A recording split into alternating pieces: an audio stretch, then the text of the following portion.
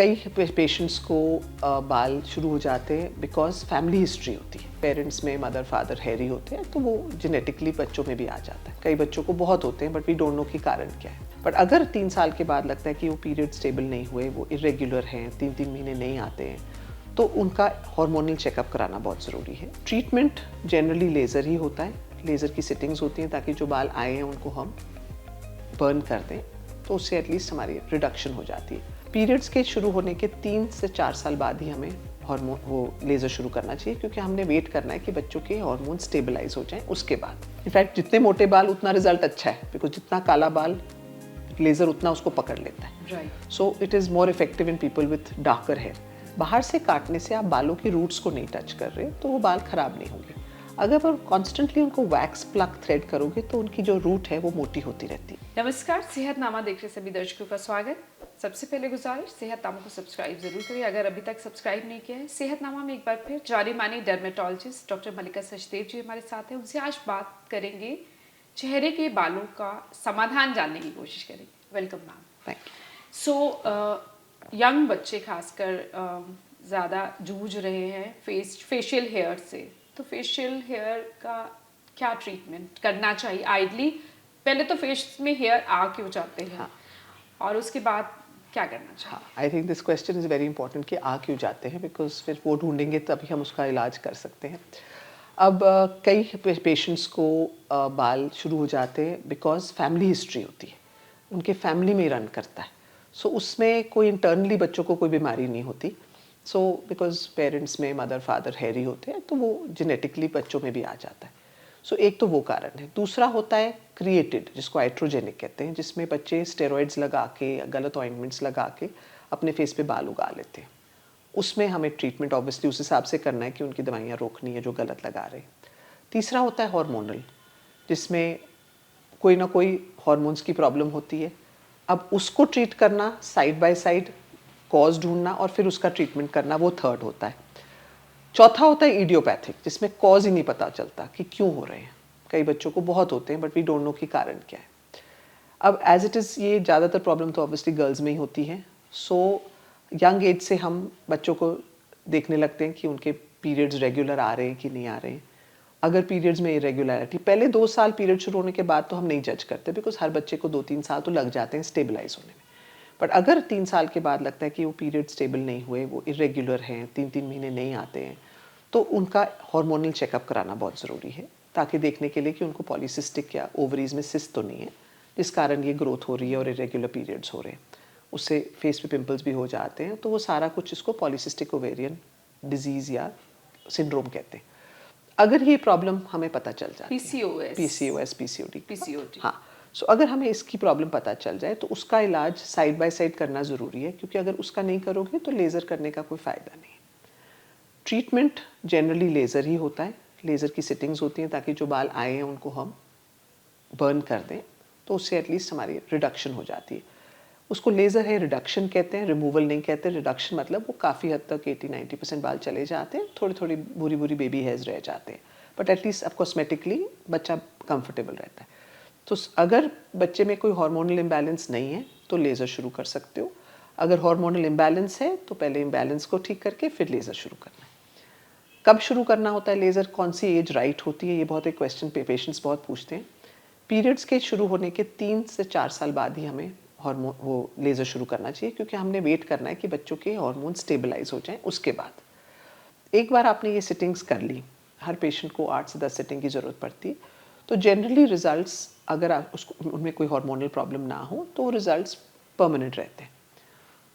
थोड़े लोगों में रेकरेंस हो जाती है अगर हार्मोनल इम्बैलेंस हो जाए, या इट डिपेंड्स ऑल्सो कि आपने लेज़र कहाँ से कैसा कराया, बिकॉज लेज़र्स भी बहुत टाइप अवेलेबल है। अगर आपका लेज़र हाई पावर्ड लेज़र हो, जो अच्छी क्वालिटी का हो, तो रिजल्ट्स अच्छे होंगे। ऑब्वियसली अगर आप लो पावर्ड लेज़र लोगे तो आपके रिजल्ट्स नहीं होंगे। सो ये देख के भी उनको जाना चाहिए। सो बच्चों को बचपन से ही फर्स्ट ऑफ ऑल एनालाइज करो कि हो क्यों रहा है, और फिर उसका इलाज कर लो, और इलाज अगर प्रॉपर्ली किया जाए तो बच्चों के रिजल्ट्स बहुत अच्छे। और जो महिलाओं में बाल पहले कई बार नहीं होते, फिर आने अचानक शुरू हो जाते हैं, वही है, वो हार्मोनल इम्बैलेंस हो जाता है, बिकॉज कई लोगों को पेरीमेनोपॉज के अराउंड हार्मोन्स बदल रहे होते हैं। अब मेनोपॉज ये तो नहीं है कि 45 पे ही होता है, मेनोपॉज तो जल्दी शुरू हो जाता है, इसलिए पेरी मेनोपॉज कहते हैं। 5-5, 7-7 साल पहले शुरू हो जाता है। तो किसी के सिम्टम्स, तो ये हेयर ग्रोथ बड़ी कॉमन चीज़ है। वो उसमें कई बार सिर्फ स्कैटर्ड होते हैं कि मोटे मोटे 10-15 आ जाते हैं, कई लोग पे बहुत आ जाते हैं। अब ये एग्जैक्टली तो पता नहीं होता अंदर क्या हो रहा है, बट ट्रीटमेंट तो वही रहता है। एक ज़रूर बात है कि लेज़र वाइट हेयर में नहीं हेल्प करता। सो किसी के बाल अगर शुरू हो जाते हैं तो टाइम से पकड़ लो, अगर वो ग्रे हो जाए तो लेज़र ग्रे हेयर को नहीं ट्रीट करता। सो उसके लिए फिर अगर सफ़ेद बाल हो तो उसमें लेज़र हेल्प नहीं करता। सफ़ेद बाल में नहीं हेल्प करता, बहुत फाइन हेयर में भी नहीं हेल्प करता। जिनके बहुत रुए रुए सी पतली सी गोल्डन हेयर हो उसमें हम लेज़र नहीं करते, बिकॉज लेज़र को उसको एक क्रोमोफोब कहते हैं, उसको एक ब्लैक पिगमेंट देखना होता है जिसको वो टारगेट करता है। अगर उसके पास ब्लैक पिगमेंट ना हो तो वो टारगेट नहीं करेगा। सो जो जिनके गोल्डन पतले पतले बाल होते हैं उनमें हम लेज़र एडवाइज ही नहीं करते, बिकॉज उसमें हेल्प ही नहीं होना। It is meant for thick hair. In fact जितने मोटे बाल उतना रिजल्ट अच्छा है, बिकॉज जितना काला बाल लेज़र उतना उसको पकड़ लेता है। So it is more effective in people with darker hair. जो बहुत गोरे होते हैं, अब जाओ अमेरिका में जाओ, उनके गोल्डन ब्लॉन्ड हेयर होते हैं, उनमें लेज़र इतना इफेक्टिव नहीं होता जितना हमारे इंडियन स्किन्स में होता है, बिकॉज हमारे काले मोटे होते हैं। और ये लेज़र आपका आजकल तो लड़के भी करा लेते हैं अपने बॉडी के दाढ़ी के बाल। सो वो दोनों में इफेक्टिव है, मेल फीमेल दोनों में। मैं लेज़र पे विस्तार से भी बात करूंगी, लेकिन जिनके फिर अब कम हैं और उन्हें लगता है नहीं नहीं दिख रहे हैं, वो क्या करें? सो अगर बहुत फाइन हेयर है तो आप उसको ब्लीच कर सकते हो। आजकल उनको शेव भी कर सकते हो। शेविंग को रेजर, हाँ, उसको डर्मा प्लेनिंग कहते हैं। अपना नॉर्मल रेजर से उसको शेव कर दो। आपके शेव करने से आपके बालों की ग्रोथ बढ़ती नहीं है, ये एक बहुत गलत फहमी है कि आप शेव करो क्या स्किन को कुछ होता है। कुछ भी नहीं होता। अब आदमी तो करते ही है ना शेव रोज जिंदगी भर, तो उनकी स्किन को तो कुछ नहीं होता। ये एक वहम है। बाहर से काटने से आप बालों की रूट्स को नहीं टच कर रहे तो वो बाल खराब नहीं होंगे। अगर आप कॉन्स्टेंटली उनको वैक्स प्लग थ्रेड करोगे तो उनकी जो रूट है वो मोटी होती रहती है, सो बाल थिक हो जाते हैं। कुछ लोग वैक्स करवा लेते हैं फेशियल हेयर के लिए, वो नहीं करना चाहिए, बिकॉज उससे आप अपनी ग्रोथ को थिक कर रहे हो। सो वो मोटे मोटे बाल हो जाएंगे। सो इससे अच्छा आप ब्लीच कर लो या शेव कर लो, उससे आपकी स्किन को डैमेज नहीं होगा, ना ही बाल आपके मोटे होंगे, वो पतले के पतले ही रह जाएंगे। राइट। अब लेज़र शायद कुछ लोग जो ये इस वीडियो को देख रहे हैं वो डर्मेटोलॉजिस्ट तक पहुंच ही नहीं सकती, वो महिलाएं या लड़कियां, उन्हें क्या करना चाहिए? नहीं, कुछ नहीं करना। अगर बाल, बिकॉज इसके अलावा आप शेव ही कर सकते हो, आपके बाल पतले नहीं होने वाले अपने आप। सो गलत मत करो, जो अलाउड है वो कर लो। अगर पॉसिबल हो तो लेज़र करा लो, ठीक है ना। अगर आपके उसमें है, आजकल तो सब शहरों में है, ऐसी कोई प्रॉब्लम होनी नहीं चाहिए। ये ज़रूर है थोड़ा कॉस्टली अफेयर होता है, बट अदरवाइज इसमें कोई प्रॉब्लम नहीं है कराने में। बट आप कहो कि कोई दवाई से चला जाए या कोई चीज़ से चला जाए, नहीं जाने वाला। मैक्सिमम क्या है, यू कैन, आप जो क्रीम्स होती हैं हेयर रिमूवल क्रीम्स, वो लगा लो, उससे एटलीस्ट बाहर निकल जाते हैं। उस क्रीम में थोड़ी सी कभी कभी प्रॉब्लम होती है कि आपको उसकी एलर्जी हो सकती है। सो वो प्रॉब्लम ज़रूर हो सकती है हेयर रिमूवल क्रीम से, बट अगर एलर्जी नहीं होती तो वो भी कर सकते हो। बाहर से जो मर्जी कर लो, एज लॉन्ग एज आपने उस रूट को प्लक नहीं किया। राइट। लेज़र करते कैसे हैं? लेज़र एक टेक्नोलॉजी है, बहुत सारे काइंड्स ऑफ लेज़र्स होते हैं। I mean Nd:YAG lasers, diode lasers, ruby lasers, alexandrite lasers, बहुत सारे के लेज़र्स हैं। वो एक लाइट सोर्स है जो आपके क्रोमोफोब जो हेयर को है उसको पकड़ के उसके जो जहाँ पे से वो बाल उगता है उसके पिगमेंट को वो मार देता है। सो जैसे जैसे मारता रहता है आपका जो बल्ब है हेयर का वो पतला होता रहता है। सो जैसे जैसे आपकी सिटिंग्स बढ़ रही हैं वो छोटा होता होता वो पतली सी बाल फिर रुए रह जाती है। सो प्रोग्रेसिवली आपके बाल थिनर होते रहते हैं हर सिटिंग में, और एंड पॉइंट होता है जब फाइन हेयर रह जाते हैं। कितनी सिटिंग्स लेनी होती है laser? Generally this is because her machine की डिफरेंस होती है, बट जैसे जो मैं मशीन करती हूँ मैं एवरेज ऑफ 8 to 10 सिटिंग्स बोलती हूँ। इसका ये मतलब नहीं कि 10 में हो जाता है, कई लोगों को 12 भी जरूरत पड़ जाती है, किसी को 8 में हो जाता है। Depends on every patient, not only the hair, it depends even on patient to patient. कहना बहुत मुश्किल है, ह्यूमन बॉडी है। कई लोगों को रिस्पॉन्ड कैसे करते हैं, तो आई गिव एन एवरेज। उनको मेंटली प्रिपेयर कर सकती हूँ कि 1-2 आगे पीछे भी हो जाती है। हमारा एंड पॉइंट है जब हमारे बाल कॉस्मेटिकली अच्छे लगते हैं। कोई साइड इफेक्ट्स होते हैं लेजर के? बिल्कुल भी नहीं, इतना कंफर्टेबल प्रोसीजर है, इसमें कुछ भी नहीं होता। All skin colour, skin types में हुआ जाता है। सिर्फ थोड़ा सा सन प्रोटेक्शन का ध्यान रखना होता है बाद में, अदरवाइज कोई प्रॉब्लम नहीं है। सिर्फ एक थोड़ा सा होता है कि पीपल जिनके एक्ने प्रोन स्किन्स होती है उनमें ये होता है कि लेज़र करने के बाद जब नए बाल आते हैं तो थोड़े एक्ने फ्लेयर अप हो जाते हैं, बट उसमें हम पहले ही ऑइंटमेंट्स दे देते हैं कंट्रोल करने के लिए। बट मेंटली प्रिपेयर्ड होना पड़ता है कि दैट छोटा सा एक्ने प्रॉब्लम कैन हैपन।